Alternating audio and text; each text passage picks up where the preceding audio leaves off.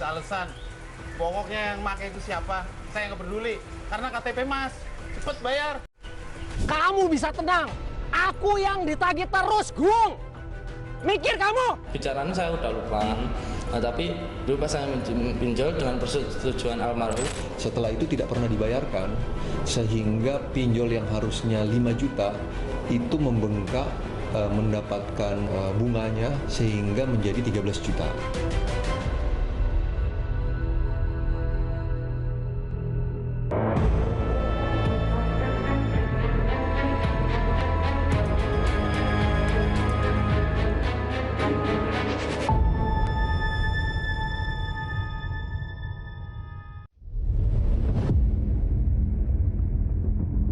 Seorang pemuda yang hendak memancing di Sungai Bengawan Solo tercengang saat melihat mayat tanpa identitas mengapung di pinggir sungai Desa Kemiri, Kabupaten Karanganyar, Jawa Tengah.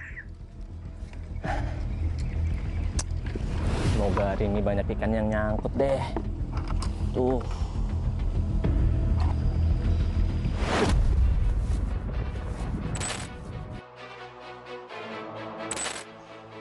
Apa itu?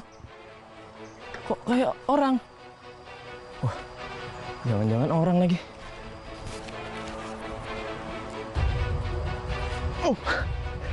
Astagfirullah, mayat siapa ini? Udah bengkak, bau lagi. Astaga. Tolong! Tolong! Jadi untuk kejadian yang terjadi penemuan mayat ini, itu sekitar tanggal 4 Mei. Jadi berawal dari warga melihat adanya mayat yang mengapung di wilayah Desa Kemiri, Kebak Ramat. Dan dari situ mereka segera berkoordinasi dengan relawan, karena di setiap bantaran sungai itu ada relawan-relawan, dan dari relawan SAR ini melaporkan ke pihak kepolisian. Setelah dilakukan sejumlah pemeriksaan oleh kepolisian, identitas mayat pun akhirnya terungkap. Diketahui korban adalah Joko Siswoyo, warga Desa Simo, Kabupaten Boyolali, Jawa Tengah.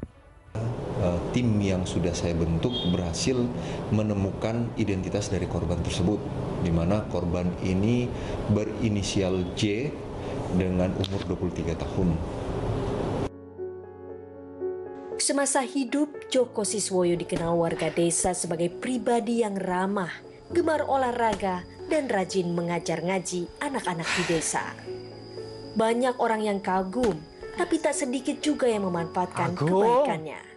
Mana tendanganmu? Kalau yo kayak gitu, nggak kayak biasanya. Kebanyakan nih kamu, ah. Kebanyakan apa maksudmu, Cok?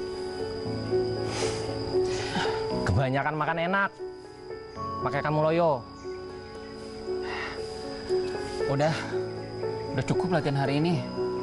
Gak nafsu aku. Ada apa, Gung? Coba cerita sama aku. Ya, siapa tahu aku bisa bantu kamu. Aku butuh modal buat usaha. Tapi modalku kurang. Nantilah, kalau aku perlu bantuan kamu, nanti aku ke kosan kamu. Oke lah kalau gitu. Ya udah, nanti kamu kabari aku aja. Ya, siapa tahu insya Allah aku bisa bantu. Ya udah yuk, cabut. Udah panas nih. Ya wis. Ayo. Kegundahan pun dirasakan Agung. Di kamar indekos Joko, Agung menceritakan semua permasalahan asmara yang dihadapinya. Ini kamu tumben hujan-hujan kayak gini datang ke rumahku. Ini kalau aku terawang kayaknya masalah kamu semakin rumit, Agung. Iya, Cok.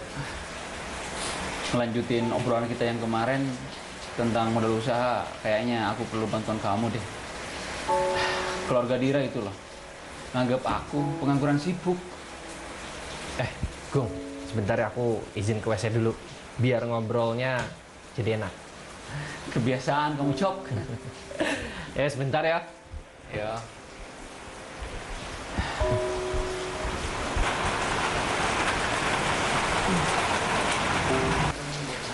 Wah, nama Joko masih bersih di BI. Aku bisa pakai nama dia buat pinjem pinjol.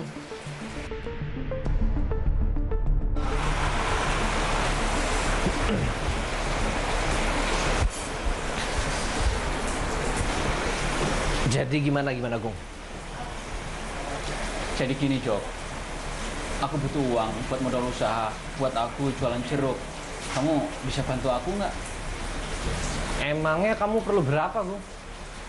Aku cuma butuh 6 juta sih. Gimana biar cepat kalau kita pinjam pinjol aja? Maaf ya, Cok. Tadi aku lihat notifikasi di HP kamu. Kamu ada tawaran pinjol dan nama kamu masih bersih di PI. Kalau nama aku udah di blacklist. Tapi gimana bayarnya nanti? Kamu lancar bukan lancar? Soalnya kalau misalkan kamu telat bayarnya, itu bakalan nagihnya ke aku loh. Gini aja, Jok. Nanti aku bayar kamu setiap bulan 500.000. Tapi aku ambil 5 juta aja. 1 juta kamu ambil. Tenang aja, aku pasti taat bayar kok. Bener ya? Jangan telat bayarnya. Soalnya aku paling nggak suka kalau ditagih-tagih sama debt collector. Ya wis, nanti aku bakalan transfer ke kamu ya. Wah. Karena kan saya masih ada angsuran di bank. Di bank BRI itu. Masih ada angsuran itu, jadi kan nggak bisa. Oh gitu. Terus akhirnya minjem pakai namanya si almarhum. Pas main ke rumah kosnya itu, pas antri itu. Pas di kosnya si almarhum? Ya kan buka HP-nya, terus ada aplikasi pinjol itu, terus saya ngecek, aku mbak dari tolong saya cerita itu, ya udah. Saya cerita masalah saya itu loh. Uang hasil pinjaman online atas nama Joko sudah diterima Agung. Ia pun memulai usahanya berjualan jeruk. Namun, baru saja memasuki bulan pertama, Agung mangkir bayar cicilan utang pinjol kepada Joko. Gung, kamu aku WA-in, aku teleponin kamu terus, kamu nggak pernah jawab, kenapa? Maaf, Jok. HP-ku ngeheng. Kayaknya kebanyakan nge-game. Aku nggak butuh basa-basi dari kamu. Sekarang sini, angsuran bulanan kamu. Baru angsuran pertama aja udah ngaret kamu. Aku udah siapin kok uang buat kamu.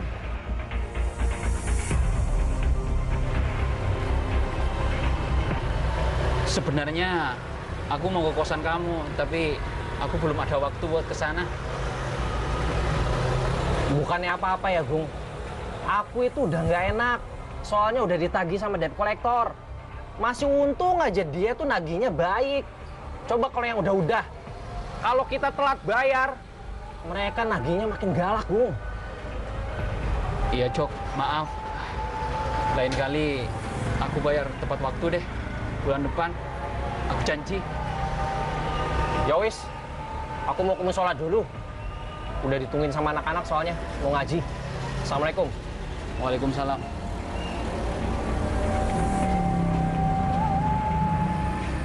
Gayanya selangit, sombong amat. Baru pinjemin duit segitu aja, kayak minjemin duit 1 M. Alah.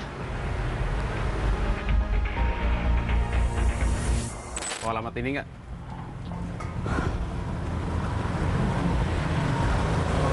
Ini kan alamatnya kos si Joko. Tahu nggak?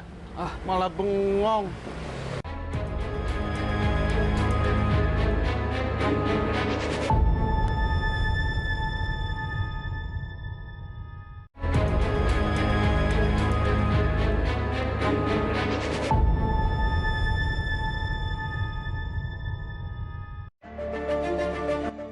Musim terus berlalu, namun dagangan jeruk Agung tak lagi untung. Alhasil, Agung pun tak dapat membayar cicilan pinjaman online kepada Joko.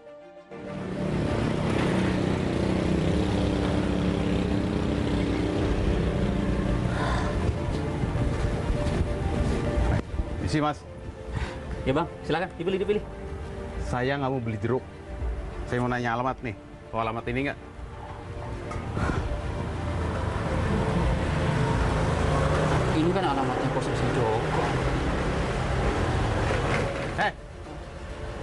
Tahu nggak? Malah bengong. Iya bang, maaf bang. Saya nggak tahu pasti bang alamatnya di mana. Tapi daerahnya emang daerah sini. Oh iya bang, kalau boleh tahu ada perlu apa ya bang? Saya mau nagih hutang. Kenapa? Enggak bang, saya cuma nanya aja.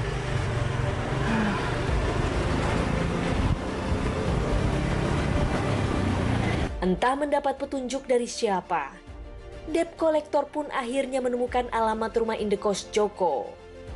Dengan penuh amarah, sang penagih utang mengancam Joko segera melunasi cicilan utang pinjolnya.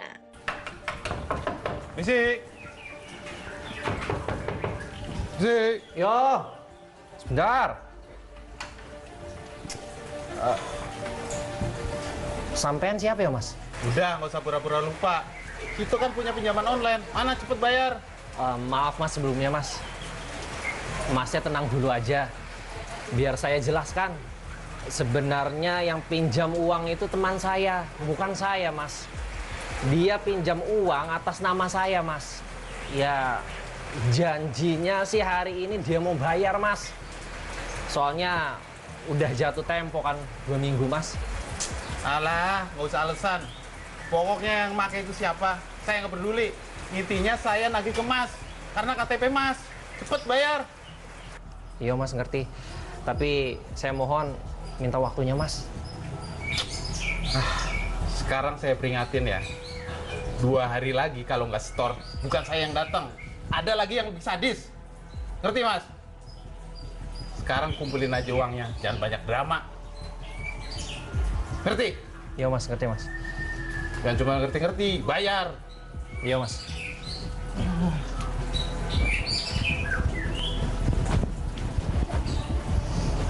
Agung! Kacau nih. Dia yang pinjam uang, aku yang ditagih ke debt collector. Awas kamu Agung. Ci, itu katanya udah disamperin di rumahnya. Lah, itu udah samperin di rumahnya terus aku bilang, kuwi nek wong iki mara meneh ki aku cek.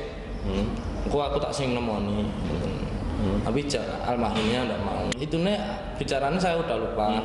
Nah, tapi dulu pas saya pinjol dengan persetujuan almarhum terus itu yang benain yang nganu ya almarhum itu. Terus saya uang udah terus saya dikasih 5 juta berapa gitu. Ya udah, penting angsurannya pas ya Mas ya, tentu. Utang pinjol Agung tak kunjung dibayar hingga berbulan-bulan lamanya. Akibatnya, tagihan pun membengkak mencapai 13 juta rupiah. Segitu kesalnya kok manggil aku? Nggak usah pura-pura lupa kamu. Dengerin ya. Utang kamu sekarang semakin membengkak. Utang kamu itu sekarang jadi 13 juta. Dan mereka itu nagih utangnya sama aku. Gimana, Gung? Ya, gimana, Cok? Aku nggak ada uang. Terus, daganganku juga sepi. Malah, aku mau tutup lapak buah. Kamu bilang mau tutup? Terus gimana tanggung jawab kamu bayar utang-utang aku? Nanti aku bayar kok. Tenang aja. Kamu bisa tenang. Aku yang ditagih terus, Gung. Mikir kamu. Mau enaknya aja kamu.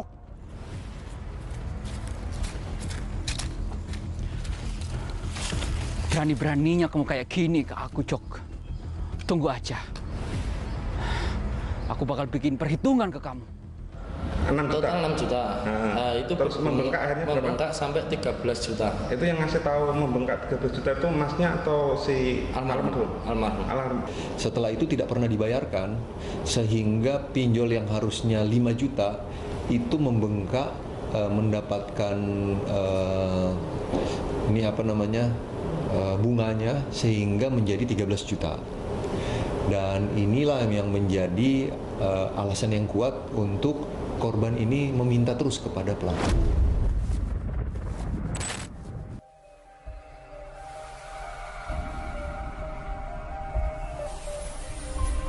Merasa kesal karena Agung tak ada itikat baik membayar utang pinjolnya. Akhirnya Joko pun bersiasat agar Agung mau melunasi utangnya. Kali ini kalau si Agung sampai nggak bayar utangnya, emang udah nggak tahu malu tuh orang. Biar teman-temannya sendiri yang nyampein status aku.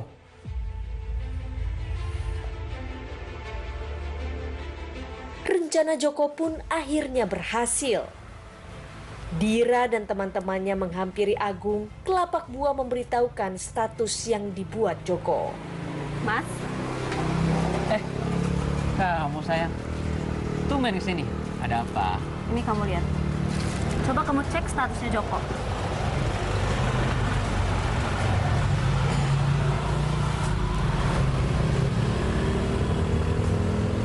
Maksudnya Joko kayak gini ke aku apa?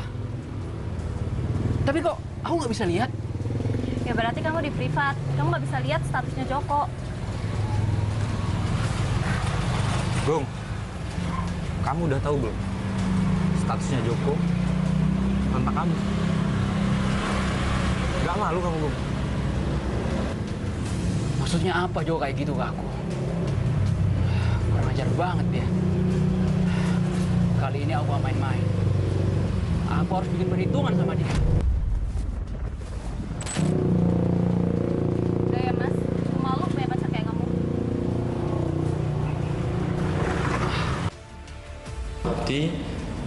Dikirimi sama teman saya. Temen yang mana Mas? Temen Beda. ya beda. Jadi kowe digoleki Joko lho, golek ini nih intinya.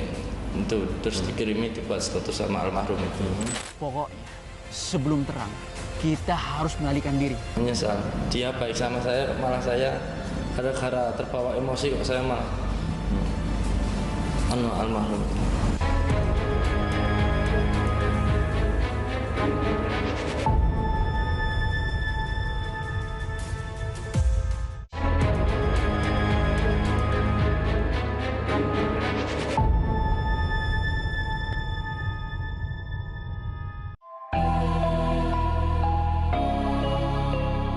Merasa harga dirinya dilecehkan, amarah Agung terhadap Joko tak terbendung lagi. Dirinya pun merencanakan balas dendam atas perlakuan Joko yang telah mengumbar Kamu udah bikin aku aibnya. malu, Jok. Semua orang kampung udah tahu kalau aku punya utang ke pinjol. Akan kubalas kamu, Jok.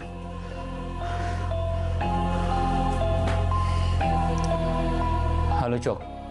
Kamu ada di mana? Oh, iya, halo. Aku di kosan. Ada apa? Kamu mau bayar utang? Iya, aku mau bayar utangku. Kamu bisa ke rumahku jam 11? Wes. Sekalian cari angin kalau gitu. Aku ke rumahmu sekarang. Siapin uangnya. Jangan lupa lagi, yo. Iya, udah ada kok. Aku tunggu ya. Yo.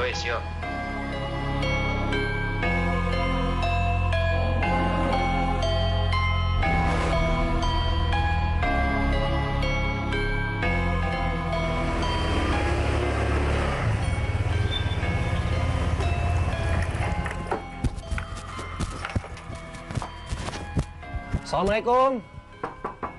Gong. Agung. Waalaikumsalam. Kamu lama banget sampainya. Aku sampai ketiduran. Ya wis, nggak usah lama-lama. Mana uang utang kamu? Biar aku langsung bayarin KPK pinjolnya. Tenang dulu. Kita ketemu Gilang dulu ya. Gimana? Katanya dia lagi cari angin di luar. Ya wis.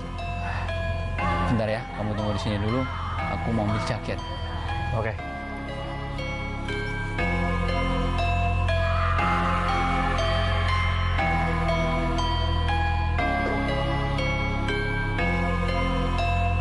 Halo Gali.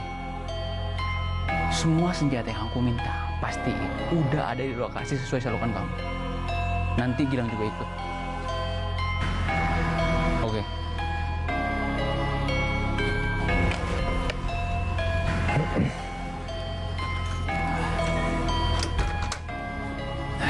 Udah. Udah. Ayo.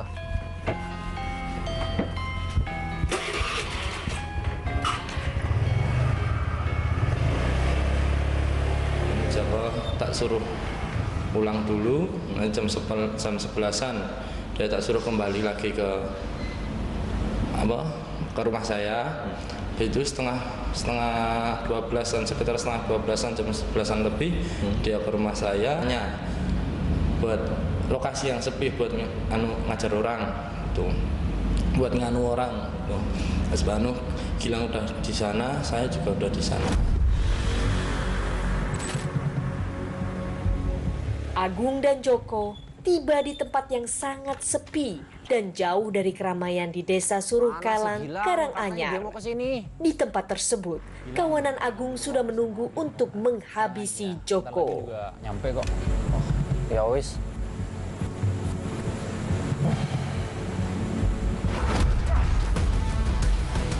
Ya. Cepetan, bentuk. Kasihin Gong. Ya.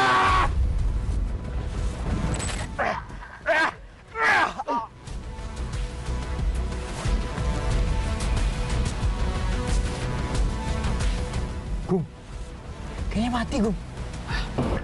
Sampai di situ itu nggak langsung, tapi rokokan dulu. Terus langsung saya ragu-ragu, iya apa enggak. Habis itu langsung dari belakang saya cekik gitu. Saya cekik terus saya bilang sama Gilang, pentung buat itu.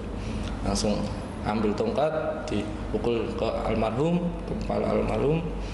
Terus habis itu almarhum lemas, saya cekik lagi,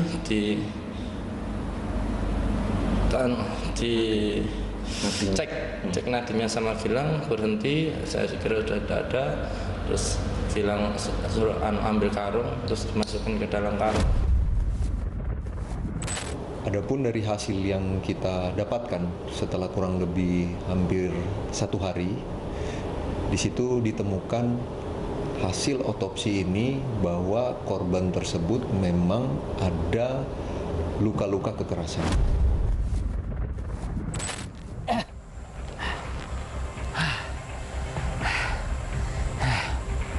Gilang, pokoknya sebelum terang kita harus melarikan diri. Bener, Gung. Aku bakal bersembunyi di Surakarta beberapa hari. Kamu kemana, Gung? Aku juga mau ke Ponorogo. Di sana ada keluarga aku. Dan kayaknya di sana aman. Ingat ya, pokoknya kejadian ini cuma kita berdua yang tahu. Kamu nggak boleh cerita sama siapapun, ngerti? Aman, Gung. Pokoknya tenang aja. Yaudah, kita cabut. Yuk. Alhamdulillah dengan waktu yang bisa dikatakan hanya 2 kali 24 jam, kita dari Polres Karanganyar bersama dengan tim Resmobnya Polda, kita sudah berhasil mengidentifikasikan salah satu pelaku, sehingga kita berhasil menangkap si AN pada tanggal 5 Mei, dan keesokan harinya kita menangkap GAP pada tanggal 6 di wilayah Surakarta. Untuk AN sendiri kita berhasil menangkap di Ponorogo. Gengsi terjerat utang pinjol, Agung gelap mata menjerat Joko sahabatnya hingga meregang nyawa. Persekutuan jahatnya dengan Gilang mengantarkan kedua pemuda ini ke balik jeruji besi. Tidak ada kejahatan yang sempurna karena akan selalu ada saksi mata. Ya menyesal saya, menyesal. Dia baik sama saya, malah saya gara-gara terbawa emosi kok saya malah almarhum. Dia menyesal. Untuk para pelaku ini, kita mengenakan pasal 340 KUHP dengan ancaman hukuman mati atau seumur hidup atau paling lama 20 tahun. Sedangkan untuk subsidiarnya itu pasal 338 dengan ancaman hukuman 15 tahun.